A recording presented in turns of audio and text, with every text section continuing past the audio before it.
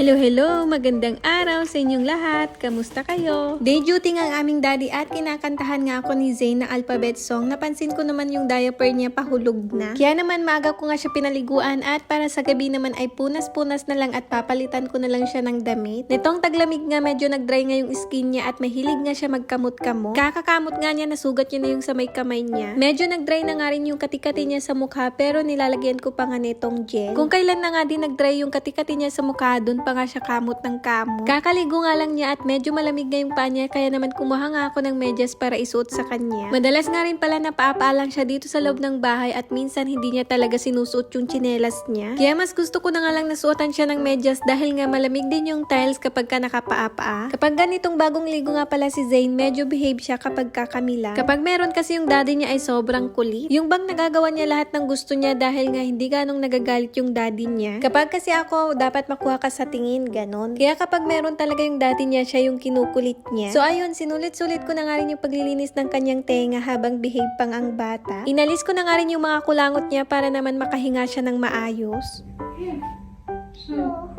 So big. Yaki man.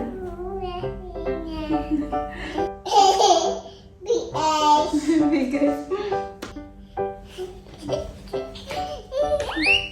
Kapag andito nga pala kami sa bahay, hindi ko na nga pala pinagdadiaper si Zayn. Kapag matutulog nga lang pala siya, doon siya nagdadiaper dahil nga hindi pa namin siya natitrain. Siguro nga kailangan pa namin bumili ng waterproof na bedsheet para naman kapag kaumihi sa higaan, hindi mangangamoy wiwi yung foam namin. So ang ulam nga lang pala namin ng pananghalian ay nagprito nga lang ako ng saging na saba at etong isang itlog. Isang itlog lang at medium size nga to pero parang small naman. Para kay Zayn nga lang pala to at meron pa pala kaming tirang ulam kaya nagdagdag lang ako ng isang itlog. Umiiyak nga ang bata dahil nga naglaro siya ng tubig habang nagluluto ako ng ulam namin. Tapos ayaw nga niya magpaawat kaya sinabihan ko nga siya na galit na ako. At hindi ko nga siya pinansin ng mga ilang minuto para alam niya na galit talaga ako. Ganon ko nga siya dinidisiplina at hindi ko nga siya pinapalo. Dati kasi pinapalo ko yung kamay niya pero tinigil ko na nga yun. Kapag galit din kasi siya, pinapalo niya din kami. Kaya alam niyo yun, gusto ko matutunan niya kapag kagalit siya, dapat hindi nananakit. Dahil kung anong pinapakita mo ngayon, yun din yung makukuha niya paglaki niya. Tulad na nga lang kung galit ka tapos sinisigawan mo yung bata ay parang nagiging trauma nga rin yun sa bata. Kaya as much as possible habang bata siya, ipakita mo how to control anger. Kaya sabi ko nga kung maganda yung pinapakita mo habang bata siya, magre-reflect din yun paglaki niya. Pero kung siga-siga kang magulang at yun yung pinapakita mo sa anak mo, asahan mo na paglaki niya, siga din yun sa daan.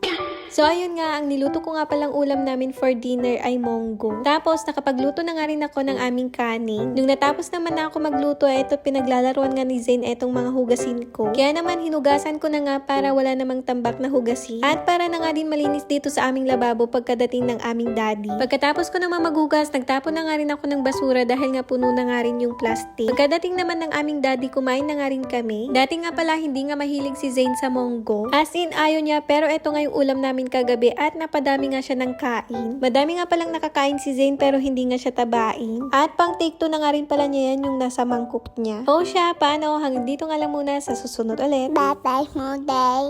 Follow. Okay. Yahai. Kupo.